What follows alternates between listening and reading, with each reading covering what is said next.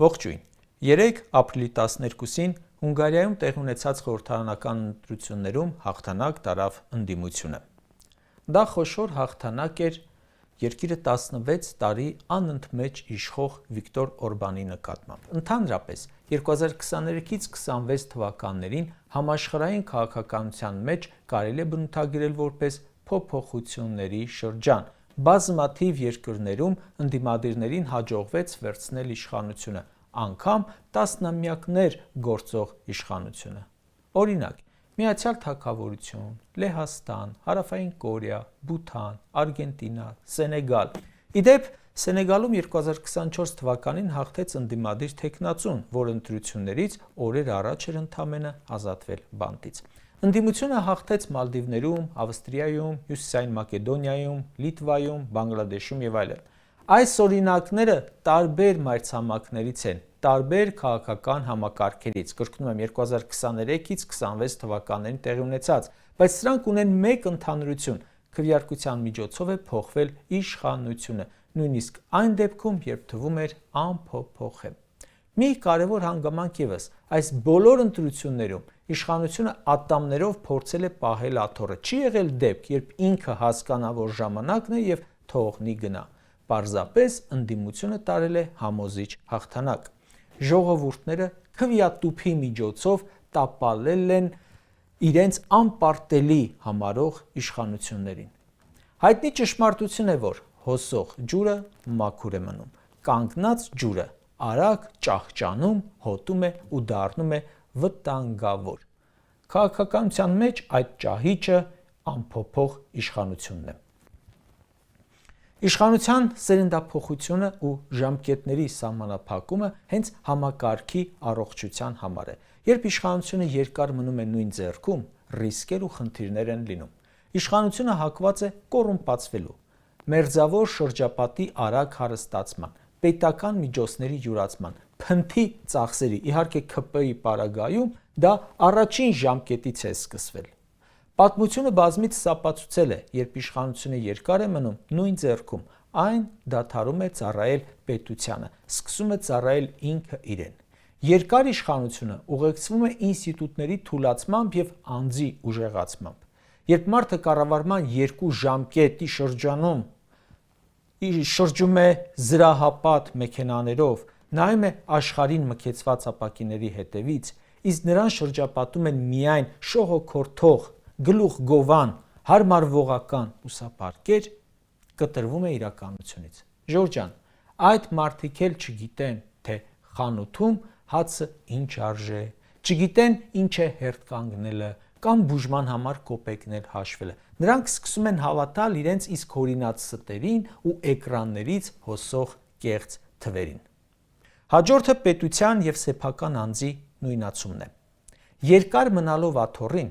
իշխանավորը սկսում է մտածել, որ երկիրը իր գրպանային կառույցն է, իսկ պետական բյուջեն իր անձնական դրամապանակը։ Իշխանության պահպանումը դառնում է գերնպատակ, ավելի կարևոր, քան պետության անվտանգությունն է ու ապագան։ Ու դրա համար նրանք պատրաստ են հանձնել հողեր, զիջել ինքնիշխանություն, ծառայել օտարին, միայն թե պահեն սեփական աթոռը։ Մյուսը հանցագործությունների կոծկումն է։ Ինչու են ամեն գնով ձգտում 3-րդ կամ 4-րդ ժամկետի, ոչ միայն իշխանության քաղցրությունը պահելու, շատ դեպքերում դա նախորդ ժամկետներում արածների հանցանքների պատասխանը չտալու համար է։ Իշխանությունից հեռանալը իրենց համար հավասարազոր է քրեական պատասխանատվության։ 3-րդ ժամկետը դառնում է ոչ թե պետությունը զարգացնելու, պետությանը ծառայելու համար, այլ կաշին փրկելու։ Իշխանությունը շատ հաճախ սիրում է մնալ որքան հնարավոր է երկար, եթե դրա հնարավորությունը ունի։ Հայաստանում փաստացի մի ղեկավար է եղել, որը իր կամքով գնացել է իր ժամկետը գործունեության ավարտելով։ Իշխանությունը պետք է փոխվի, ոչ թե որովհետև ինչ-որ մեկը վատն է, բայց Հայաստանում այսօր իրոք վատն է։ Բայց պետք է գնա, որովհետև 2 ժամկետը սահմանն է, որից այն կողմ սկսում է լճացումը։ Պատմությունը լի է օրինակներով, երբ երկար իշխանությունը վերածվել է կենտրոնացված փակ եւ ճնշող համակարգերի։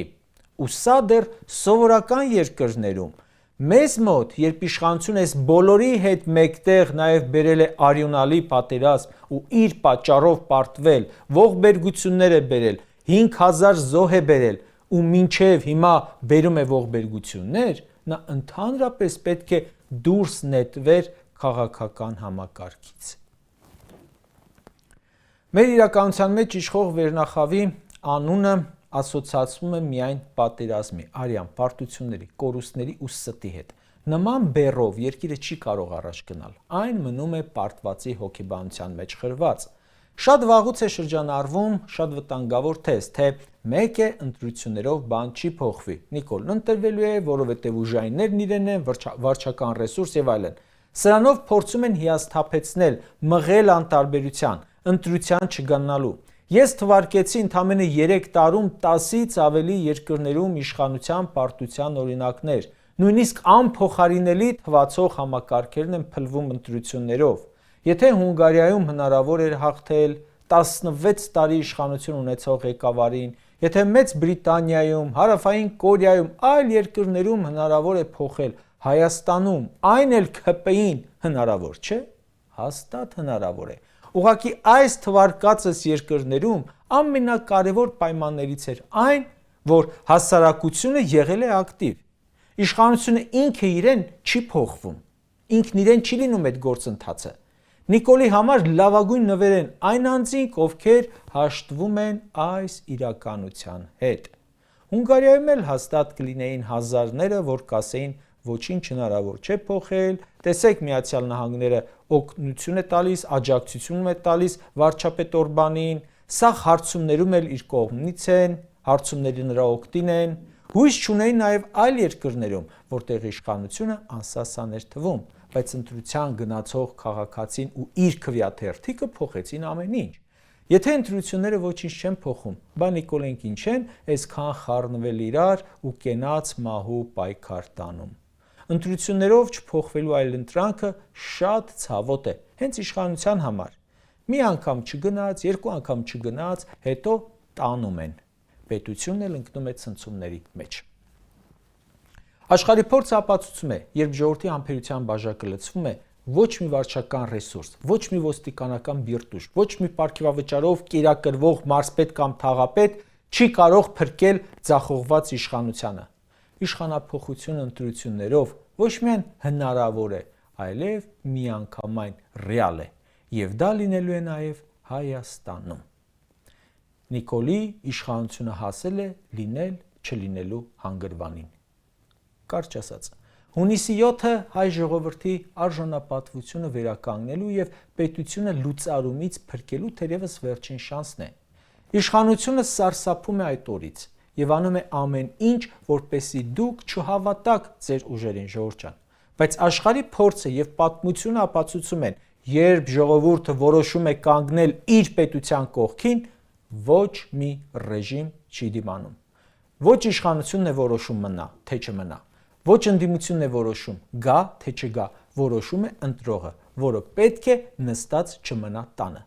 Սրանք պետք է գնան, ժողովուրդ, որ մեր պետությունը ապրի։ Պետք է ապրեն երկուսից մեկը, կամ Հայաստանի Հանրապետությունը, կամ Նիկոլի իշխանությունը։ Շատերդ եք ասում, որ իր արածների համար պետք է Նիկոլն ու ԿՊ-ն ենթարկվեն պատասխանատվության։ Հունիսի 7-ին պետք է ձեր քվեարկությամբ որոշեք թույլ տալ պատասխանատվությունը, թե չէ։ Իրականում հունիսի 7-ը դատավճռի օր է։